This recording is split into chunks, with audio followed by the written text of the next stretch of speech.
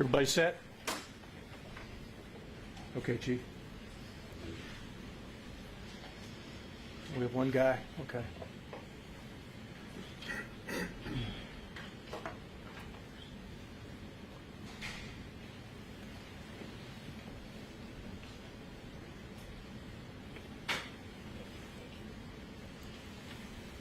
Good morning, and thank you for being here.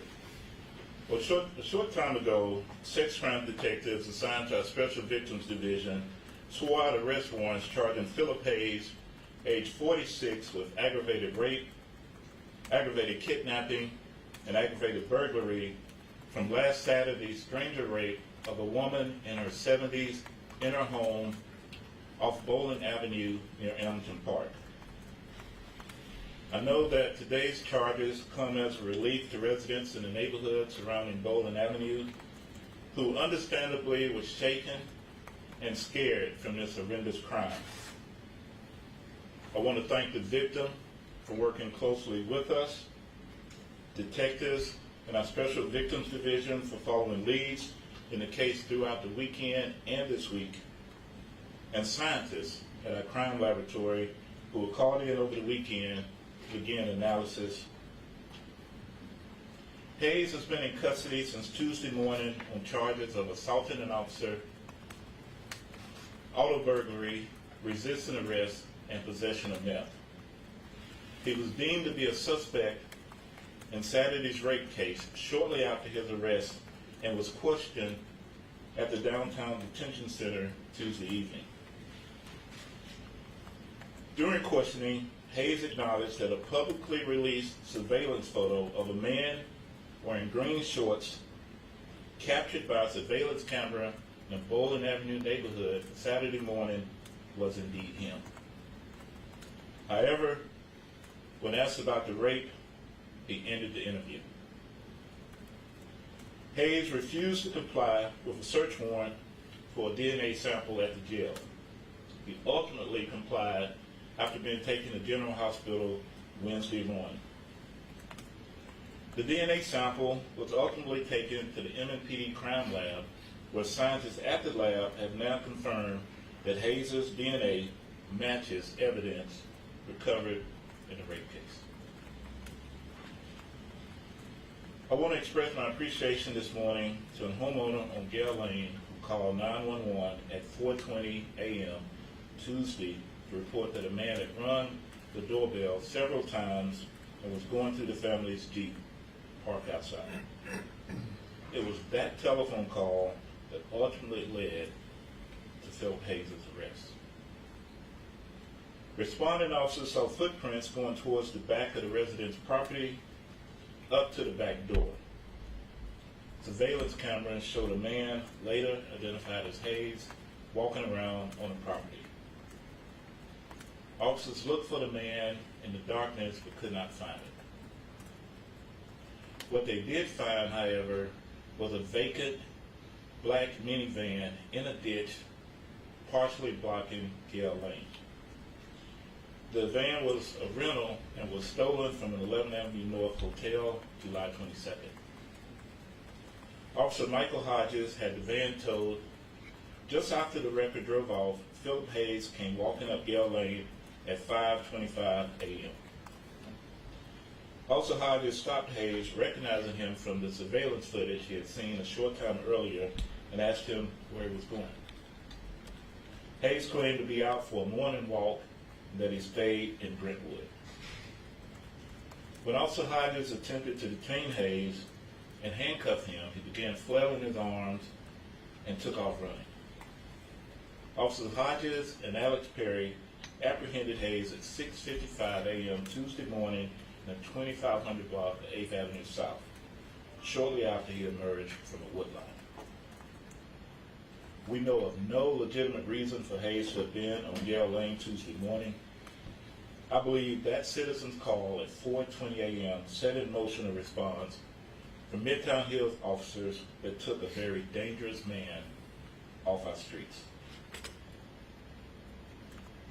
Hayes has no arrest history in Nashville prior to Tuesday. He was arrested in Lebanon in May, charges of driving without a license, auto theft, and misdemeanor drug possession. He is a convicted felon out of Virginia on charges of cocaine and assault. He has arrest histories in Florida, where he was convicted of indecent exposure, and Kentucky.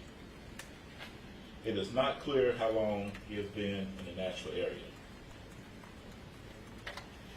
These are the facts as we know them this morning. And before I take just a few questions, I want to recognize lead sex trap detectives Javi Jabarov and his colleagues. Please raise your hands. Michael Hodges, Alex Perry, our crime lab director, Amanda Sweet, DNA supervising scientist, Julie Ellis, and DNA scientist, Ben DeBlanc. It is important that our crime lab team be here today because you don't hear much about the important work that they do. But it's vitally important in the efforts that they do in holding our violent criminals accountable for some of the worst crimes. I want to thank our team for their efforts, for their relentless work. They spent tireless hours over the weekend and through the week in bringing this case to where we can charge the individual today. I will take just a few questions. You said he was arrested on Tuesday? Tuesday morning. Okay, has he been arraigned yet since then? He has been taken before Night Court Commissioner in charge. So it was a citizen that saw the surveillance photo who called police? Well, what it was a citizen that lived on Gale Lane who saw an individual who had rung the doorbell several times and was going through the family Jeep parked outside. It was 4:20 a.m. It's no doubt in our minds, and I was talking to the responding officers this morning, that had the door been unlocked, then this may have been another crime committed. He couldn't get in. He wound up going through the Jeep, and then later wound up leaving. So. Does cases like this typically go this fast, or do you feel like you guys got lucky here? Or? Well, it just depends on the evidence and how it comes up. This individual went to a house. The residents did what we've always asked people to do: see something, say something. Rung the doorbell, was in the driveway, messing with the car, called it in, and we were able to respond. Anytime we get tips, it's helped us move along cases a lot faster, and in this case, it's what happened here. You feel like the timeliness of this being, human trafficking awareness week, and then, having such a violent crime like this, and getting this person apprehended and arrested and charged, do you feel like it couldn't have come at a time where we can still reiterate the importance of human trafficking and stuff like that? Absolutely, and that's one of the reasons why we created the Special Victims Division. And this is just an horrendous crime of a lady who was spending a Saturday morning the way most of us do, doing what she enjoys doing best. And she was in her yard, and this individual came in her home and violated her space.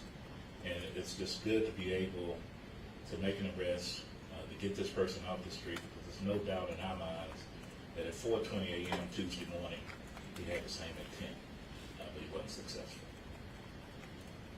Could you talk a little bit more just about the ongoing nonstop efforts, especially for noticing that crime lab and people having to come in on their days off? Is this around the clock effort?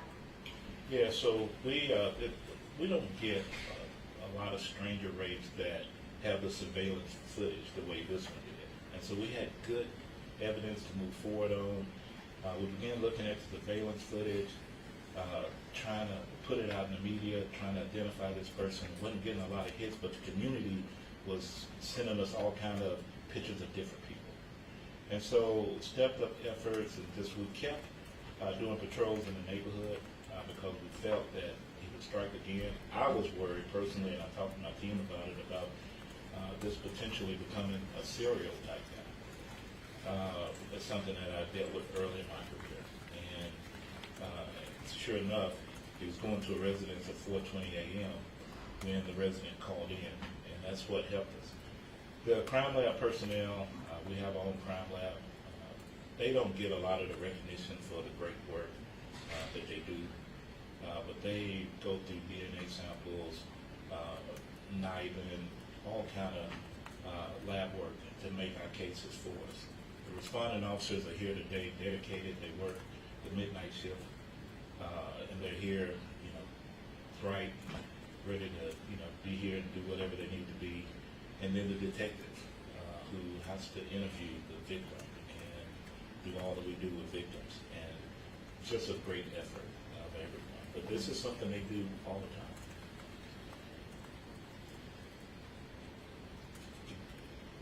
Anybody else? Okay, thank you very much. Thank you for being here.